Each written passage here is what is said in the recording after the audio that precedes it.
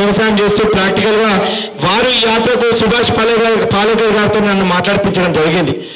దేశవ్యాప్తంగా కొన్ని లక్షల మంది రైతులను గోదావరి వ్యవసాయం వైపు మళ్లించిన వ్యక్తి శ్రీ సుభాష్ పాలేకర్ గారు. తెలంగాణ రాష్ట్రంలో వారి అడుగుజాడలో తెలంగాణ ఆంధ్రప్రదేశ్లో నడుస్తున్న వ్యక్తి శ్రీ విజయరామ్ గారు. కాబట్టి ఇలాంటి మహానుభావులు చేయితనిస్తూ మీరు వెళ్తున్న ప్రతి రాష్ట్రంలో రైతులందరూ మీతో నడుస్తారని చెప్పి విజయరామ్ గారు అదేవిధంగా సుభాష్ పాలేకర్ గారు నాకు మాట ఇవ్వడం జరిగింది. అదేవిధంగా ఆర్ఎస్ఎస్ వారితో మాట్లాడడం జరిగింది. ఆర్ఎస్ఎస్ ప్రాంత ప్రచారక శ్రీధర్జీ గారు కానీ, ఆకుతోట రామారావు గారు కానీ, యాదగిరిరావు గారు కానీ, నేషనల్ అధ్యక్షుడు అజిత్ జీ గారు మొన్న మధ్య మా ఇంటికి రావడం జరిగింది. గోరక్ష నేషనల్ జాతీయ అధ్యక్షుడు వారు రావడం జరిగింది.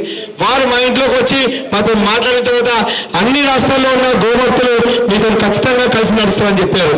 అదేవిధంగా ఏబీవీ ఏవైతే హిందూ ధార్మిక సంఘాలు ఉన్నాయో వారందరితో కలవడం జరిగింది. ఇది కాకుండా నేను వేరే పార్టీలలో కూడా కలవడం జరిగింది. మిగిలిన స్వామీజీలు మిగిలిన రాష్ట్రాలను హైదరాబాద్ నుంచి ఢిల్లీ వరకు పాదయాత్ర చేసినప్పుడు ఈ 5 రాష్ట్రాల్లో చాలా మంది స్వామీజీలు కలిసారు. వాళ్ళందరికీ ఇన్ఫర్మేషన్ చేయడం జరిగింది. వాళ్ళందరూ కూడా పాదయాత్ర ఒక ఉప్పెన కావాలి, ఒక చైతన్యం రావాలి, దేశంలో ఏదో జరుగుతున్న ఒక అలజడి రావాలి. అదే ఈ పాదయాత్ర లక్ష్యం. అప్పుడు ప్రభుత్వాలు కూడా అయ్యా ఈ గోవు కోసం మనం మాట్లాడకపోతే రేపు మనం పదవిలో రాలేమో, రేపు మనని తరిమి కొట్టే పరిస్థితి ఏర్పడుతుందేమో అని చెప్పి అన్ని పార్టీలు అనుకునే రోజు వస్తుంది. కాబట్టి అలాంటి రోజు తేవాలని చెప్పి గోవు కోసం ప్రతి పార్టీ నాయకుడు రేపు వేదికల మీద మాట్లాడే ముస్లింలు కూడా అవసరమైతే నేను కాశ్మీర్లో ముస్లింలతో మాట్లాడడం జరిగింది. వారు నాతో ఒక విషయం చెప్పారు. కాశ్మీర్లో ఉన్న ముస్లింస్ అయ్యా భారతదేశంలో సేవ్ కవ్ అనే నినాదము ఫస్ట్ కాశ్మీర్లో మేము స్టార్ట్ చేసామని చెప్పి వారు నాతో కొట్లాడడం జరిగింది. నేను వారితో చెప్పాను ఈ ఆవు బాగుంటే ముస్లిం అయినా క్రిస్టియన్ అయినా ఎవరైనా బాగుంటాడు. ఎందుకంటే ఈ భూమిని మీకు అందరికీ కూడా సైంటిఫిక్ రీజన్ చెప్తున్నాను. విజయరామ్ గారిని ప్రత్యేకంగా ఆ విషయం చెప్పమని నేను మరీ కొడుతున్నాను. ఇప్పుడు మాట్లాడినప్పుడు ఈ భూమి లేకపోతే మనం లేవు. పంచభూతాల్లో భూమి, ఆకాశం, అగ్ని, నీరు, వాయువు ఇవి లేకపోతే మనం లేవు. భూమి లేకపోతే మన బతుకులు ఆగమవుతాయి. ఈ భూమికి ఆవుకు చాలా అవిభావ సంబంధం ఉంది. ఆవు గిత్తలు భూమి మీద పడితే ఒక వైబ్రేషన్స్ ఏర్పడతాయి. ఈ భూమిలో మనం పండిస్తున్న వ్యవసాయంలో సూక్ష్మ పోషకాలు రావంటే గోమూత్రం, గోమయం తప్ప ప్రపంచంలో ఏ మార్గం లేదు. బ్రిటిష్ వాడు ఎంత అన్యాయంగా మనల్ని మోసం చేశాడంటే మనకు తెలియదు. ఈరోజు యూరియా, సల్ఫేట్, ఈ క్రిమిసంహారక మందులు రైతుల దగ్గర లేవు. రైతులు ఆత్మహత్య చేసుకోవడానికి కారణం ఒకటి చెప్తాను. అప్పట్లో దేశీవాళి విత్తనాలతో వ్యవసాయం చేసేవారు. గోమూత్రం, గోమయం, ఎడ్లతో వ్యవసాయం చేసేవారు. హరిత విప్లవం పేరుతో గ్రీన్ రెవల్యూషన్ అని చెప్పి ఒక విప్లవాన్ని తెచ్చారు. ఎక్కువ పంట దిగుబడి ఈ ఎకరంలో 20 కాదు 40 బస్తాలు పండించాలంటే ఏం చేయాలి? విదేశాల్లో తయారైన మందులు తీసుకొచ్చారు. ఈ మందులు ఏం మందులు అయ్యా అంటే 1945లో 2వ ప్రపంచ యుద్ధం స్టార్ట్ అయింది. 1939 నుంచి 45 వరకు జరిగిన 2వ ప్రపంచ యుద్ధంలో అన్ని దేశాలు పాల్గొన్నాయి. జర్మనీ, రష్యా లాంటి ఈ దేశాలు ఈ మందు గుండి సాగిన సామాన్ల కోసము ఫ్యాక్టరీలు నెలకొల్పడం జరిగింది. ఆ ఫ్యాక్టరీలలో విషం తయారయ్యేది. ఈ బుల్లెట్స్, అదేవిధంగా ఈ యాంత్రికమైన ఇవన్నీ తయారయ్యేది. ఎప్పుడైతే 2వ ప్రపంచ యుద్ధం అయిపోయిందో జర్మనీ లాంటి కంపెనీ అన్ని ఇన్ని వేల మంది నిరుద్యోగానికి గురవుతారు కదా, కంపెనీలు అయితే స్టార్ట్ చేసాము, ఇప్పుడు ఈ పరిస్థితి ఏంటని చెప్పి వారు యూరియా తయారు చేశారండి. యూరియా ఇప్పుడు మనం ఏదైతే వ్యవసాయంలో వాడుతున్నామో ఆ యూరియా తయారవుతుంది. దేంతో తెలుసా? ఈ మందు గుండె సామాగ్రితో తయారవుతుంది. ఆ యూరియా ఈ పంట పొలాలకు వేస్తున్నారు. సిగ్గుచేటు, ఈ యూరియా కొనడానికి ప్రభుత్వాలు ఈరోజు సబ్సిడీలు ఇస్తున్నాయి. గోమయంతో చేయాల్సిన వ్యవసాయాన్ని దూరం చేసి అక్కడి నుంచి ఆ ఫ్యాక్టరీలు భారతదేశానికి వచ్చి చాలా విదేశాలకు తిరిగాయంట. ఎవరు కొనుక్కోలేదంట. భారతదేశంలోకి వచ్చి మాత్రం వాళ్ళు అమ్మగలిగారంట. మన అందరినీ కొన్ని వసపరుచుకొని ఇక్కడ క్రిమిసంహారక మందులు, పురుగుల మందులు అమ్మారంట. అప్పటి నుంచి స్టార్ట్ అయింది ఈ హరిత విప్లవం పేరుతోనే మన అంటే మన దేశాన్ని అందుకే రైతు ఆత్మహత్య ఎందుకు చేసుకుంటున్నాడంటే అప్పట్లో వారికి ఖర్చు లేదు. దేశీ విత్తనాలు, ఆవు మూత్రం, ఆవు పేడ ఆవులతో ఉండేది. ఇప్పుడు యాంత్రిక వ్యవసాయం, యంత్రాలు కొనాలంటే డబ్బులు కావాలి. గ్రామంలో ఎరువులు కొనాలంటే డబ్బులు కావాలి. మందులు కొనాలంటే డబ్బులు కావాలి. అందుకే బ్యాంకులు గ్రామంలోకి బ్యాంకులను తీసుకొచ్చారు. ఈ బ్యాంకులు రుణాలు ఇచ్చారు. ఈరోజు వ్యవసాయానికి ఆయనకు రైతుకు గిట్టుబాటు కాక ఈ యంత్రాలకు, ఈ క్రిమిసంహారక మందులకు, ఈ పురుగుల మందులకు డబ్బులు చెల్లించలేకనే పురుగుల మందు తాగి ఆత్మహత్య చేసుకుంటున్నారు. గోవు నమ్మిన రోజు ఏ రోజు రైతుకు అన్యాయం జరగదు. ఎందుకంటే భారతదేశానికి వెన్నెముక రైతు. అలాంటి రైతుకు వెన్నెముక ఈ గోవు. గో ఆధారిత వ్యవసాయం చేసుకున్నాం. కానీ ఈరోజు ఆత్మహత్యలు చేస్తున్న దౌర్భాగ్యం. ఈ రైతులకు ఈరోజు ఆవుల కోసం తెలియదు. చాలా మంది నేను నా పాదయాత్రలో గురుగారు ఎంతో మందితో మాట్లాడితే రైతుల విషయాలు, రైతులకు ఆవు పట్ల ఇంత పవర్ఫుల్ ఆవని తెలియదు. దీన్ని ప్రచారం చేయాలి, ప్రతి ఇంట్లో దీన్ని ప్రచారం చేయాలని ఒక ముఖ్య కారణంతోనే ఈ పాదయాత్ర ప్రారంభించాం. నాకు మైక్ ఇస్తే ఒక రోజంతా మాట్లాడతాను. గోవు కోసం, ఆవు కోసం చెప్పాలంటే ఆకాశం అంత ఉంటుంది. కానీ ఇంకా చాలా విషయాలు సైంటిఫిక్గా చెప్పొచ్చు. మీరు ఇక్కడ ఉన్న వాళ్ళు మీరు నాలెడ్జ్ తెచ్చుకోండి. ఒక్కసారి గోవు కోసం మీరు నాలెడ్జ్ చేసుకోండి. ఈ రోజు నుంచి ఒక అరగంట మీరు గోవు కోసం పనిచేయండి. మీ అందరికి చేతులు జోడించి మరీ చెప్తున్నాను, మీ ధర్మం కోసం అరగంట, మీ గోవు కోసం అరగంట పనిచేయడానికి చాలు. గోవు బతుకుతుంది, ధర్మం బతుకుతుంది. జై గోమాత. ఒక గోవు లాస్ట్ తను చనిపోతుంటే కూడా కళ్ళు మిట్కరిస్తూ నవ్వుతుందంట. ఎందుకంటే అది బాధపడుతూ నవ్వుతుందంట. ఎందుకంటే నేను పోయినా అని బాధ కాదు, నేను లేకపోతే మీ బతుకులు ఏమైతాయో అని చెప్పి ఆ గోవు బాధపడుతుందంట. ఆ గోవు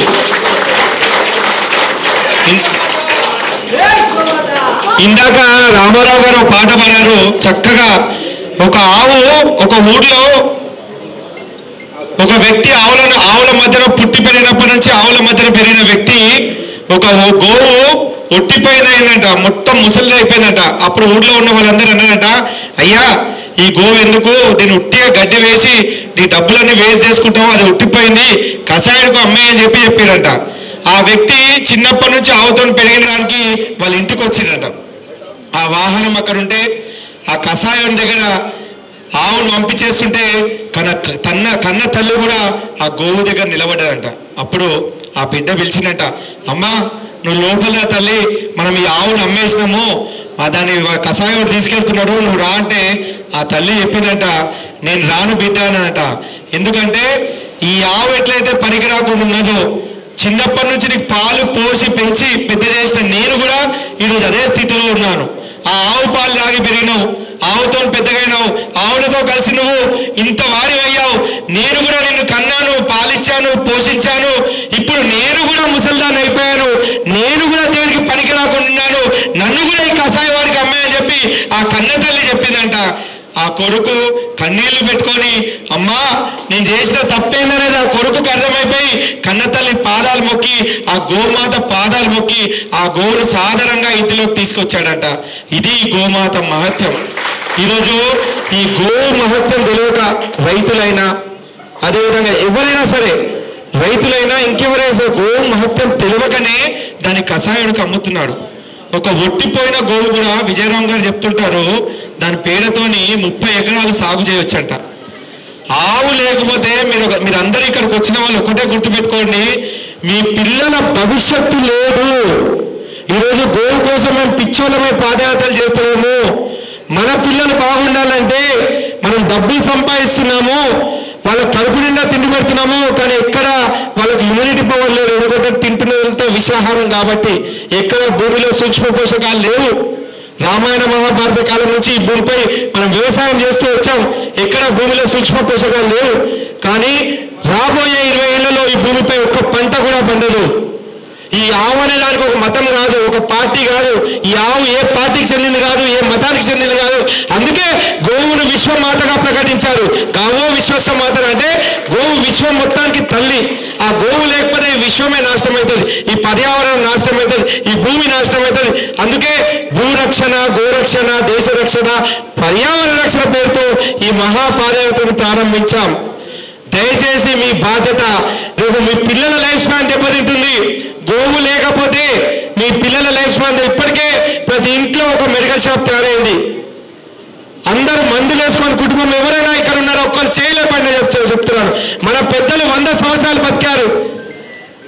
ఝాన్సీ లక్ష్మీబాయి గారు ఒక్కసారి లేవాలి. మందులు వేసుకొని కుటుంబం అంటే ఆమె లేచారు. ఒక్కసారి న్యాచురల్ ఫార్మింగ్ చేస్తుంటాను. వాళ్ళ ఇంట్లో నేను కూడా వాళ్ళ ఇంటికి వెళ్ళడం జరిగింది. ఒక్క మెడిసిన్ కూడా వాడరు, ఓన్లీ గో పదార్థాలు మాత్రమే, పంచగవ్యాలు వాడతారు వాళ్ళ ఇంట్లో. మనందరం ఆరోగ్యాలు బాగుండాలంటే ఈ పంచగవ్య చికిత్సలు అవసరం, పంచగవ్య ఉత్పత్తులు అవసరం.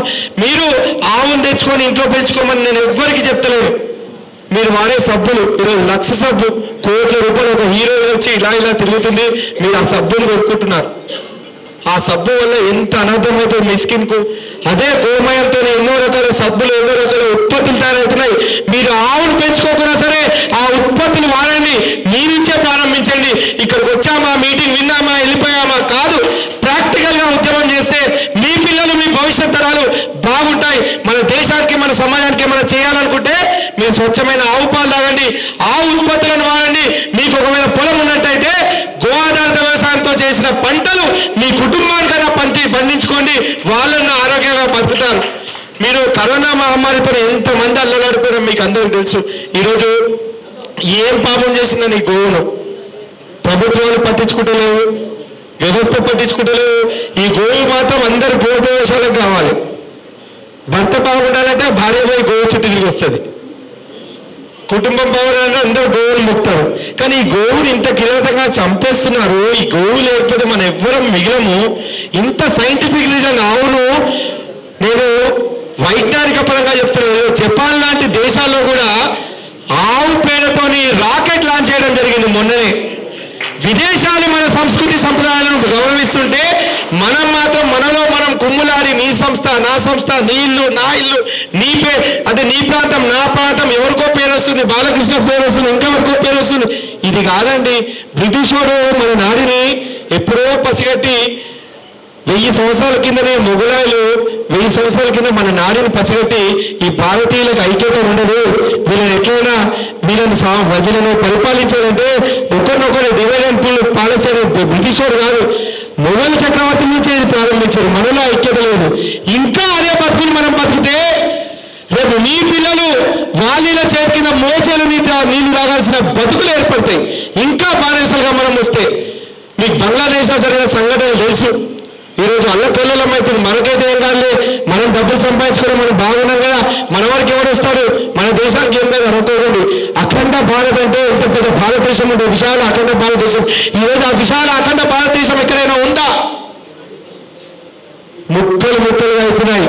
మన కాశ్మీర్ ముక్కలైతే ఇంకో రాష్ట్రం ముఖ్యమైతే మొత్తం ముక్కలైతే మనకంటూ ఒక దేశం లేదు. మనం ఎవరైనా ఎలగొడితే సచ్చినట్టుగా ఉండి మతం మార్చుకోవాలి. లేకపోతే ప్రాక్టికల్గా విషయం చెప్తున్నా, నేను ప్రాక్టికల్ విషయం చెప్తున్నాను. కశ్మీర్ ఫైల్స్ చూసారు, ఇంకేదో ఫైల్స్ రాకముందే దయచేసి మనందరం మేల్కొందాం. ఒక సమస్య వస్తే ఇది మన సమస్య అనుకోండి, ఇది ఒక సమస్య కాదు. దయచేసి మీరు ఆలోచించండి. మన సమాజాన్ని, మన ధర్మాన్ని మనం రక్షించుకుందాం. మనలో డివైడ్ అండ్ రూల్ పాలసీ ఉంది. పేరు కోసం, ప్రతిష్ట కోసం బతకడం మర్చిపోండి. ఈ శరీరం ఈ గోవు కోసం, ఈ ధర్మం కోసం బతకండి. ఈ శరీరం ఎందుకు? మనం సంపాదించిన డబ్బులు ఎందుకు? ఒక వేరే మతస్థులు ఒక చిన్న వాళ్ళని ఒక చిన్న జులిసైనా ఏదో ఏదన్నా కార్యక్రమం చేస్తున్నా వాళ్ళందరూ వచ్చి వారికి డబ్బుల పరంగా కానీ, మానసికంగా కానీ, శారీరకంగా కానీ ఎన్నో రకాలుగా సహాయం చేస్తారు. కానీ మన వాళ్ళు ఎవరు చేస్తారు? అనేక సంవత్సరాలుగా మాతో అయినంత ఉద్యమం చేస్తున్నాం. ఎక్కడ ఎవరికి చేయి చాపకుండా ఈ పాదయాత్రలు చేస్తున్నాను. ఎవరో రమేష్ గుప్తా ఇలాంటి మహానుభావులు వాళ్ళంతలో వాళ్ళు చేయుతనిచ్చి, అయ్యా నువ్వు పాదయాత్ర చాలా డబ్బులు కావాలి, ఎలా వెళ్తున్నావు అని చెప్పి వాళ్ళంతలో వాళ్ళు డబ్బులు ఇచ్చారు. వ్యవస్థ నడుస్తుంది, అప్పుల పాలైనా వ్యవస్థ నడిపిస్తున్నాం. ఒకటే ముఖ్య ఉద్దేశం ఏంటంటే మన పిల్లలు ఫ్యూచర్ బతుకుండాలని చెప్పి ఒక ముఖ్య ఉద్దేశంతోనే ఈ యాత్ర చేస్తున్నాం. ఈ పాదయాత్ర వల్ల ఏమరుగుతుందని చెప్పి చాలా మంది నా వెనుక మాట్లాడుతుంటారు. నేను మీ అందరికి ఒకటే చెప్తున్నాను, ఈ పాదయాత్ర వల్ల ఒక్కొక్క రోజు మేము 24 గంటలు కూడా ఈ గోవు స్మరణే ఉంటుంది. ప్రతి రాష్ట్రంలో నడుస్తున్నప్పుడు దాదాపు 3 నుంచి 5 లక్షల పాంప్లెట్ చేసాం. మా వెహికల్స్ కింద ఉన్నాయి. ఈ వెహికల్తో, ఈ జెండాతో, ఈ గోవుతో పాదయాత్ర చేస్తే ఒక వ్యక్తి ఎందుకు ఇలా భార్య పిల్లలు వదిలేసి, కుటుంబాన్ని అన్ని వదిలేసి పాదయాత్ర చేస్తున్నాడు? ఈ గోవు కోసం. ఈ గోవు మహత్యమైంది.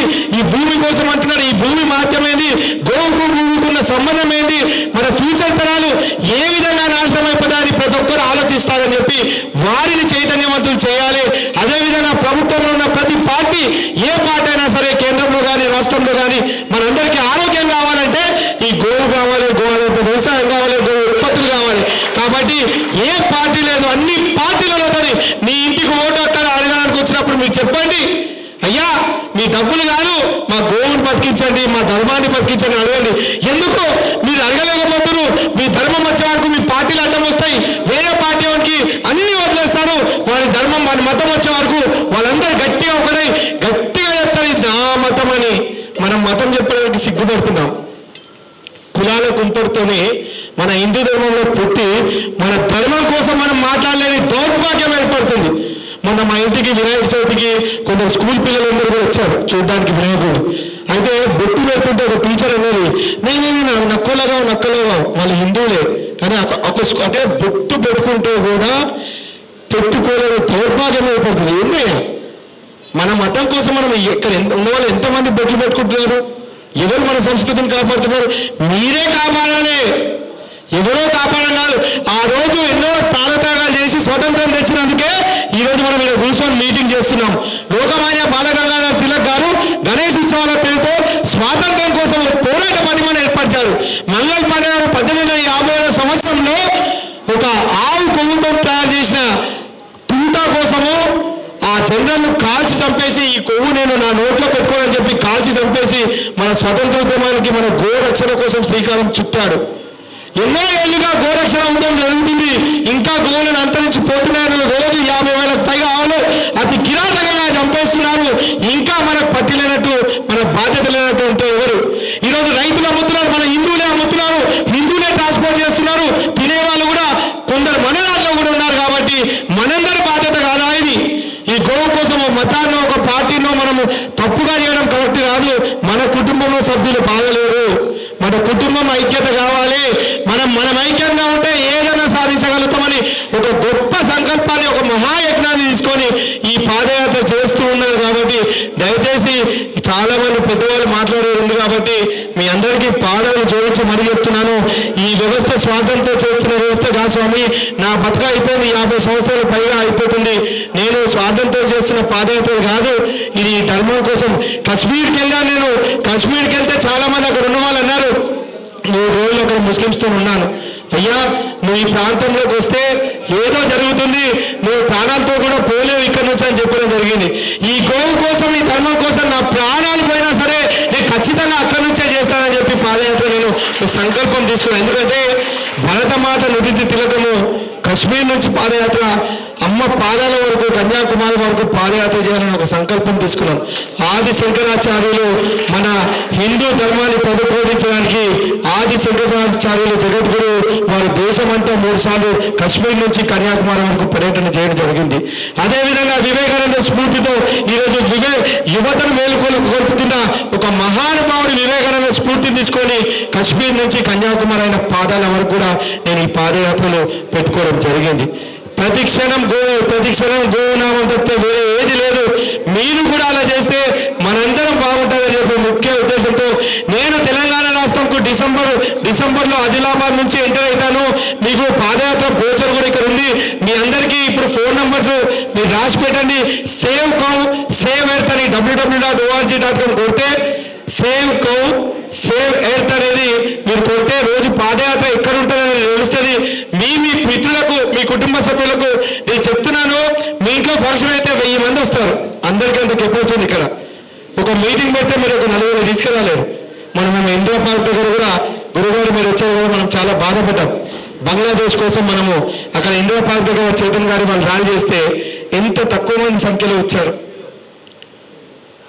మనము మన ధర్మం కోసము ఈ గో ధర్మము కాపాడాల్సిన అవసరం మనందరిపై ఉంది. కాబట్టి రేపు మన ఇల్లు కాలే వరకు పరిస్థితి తెచ్చుకోవద్దని మనస్ఫూర్తిగా కోరుతూ మీ అందరికీ పాదయాత్ర దిగ్విజయంగా మీరు నా వెన్నెముక ఉన్నారని చెప్పి ఆశిస్తూ ఈ యొక్క అవకాశం ఇచ్చిన మీ అందరికీ కూడా హృదయపూర్వకంగా ధన్యవాదాలు తెలియజేస్తూ మరిన్ని అప్డేట్స్ కోసం బ్యాక్ టు రూట్స్ యూట్యూబ్ ఛానల్ని సబ్స్క్రైబ్ చేసుకోండి.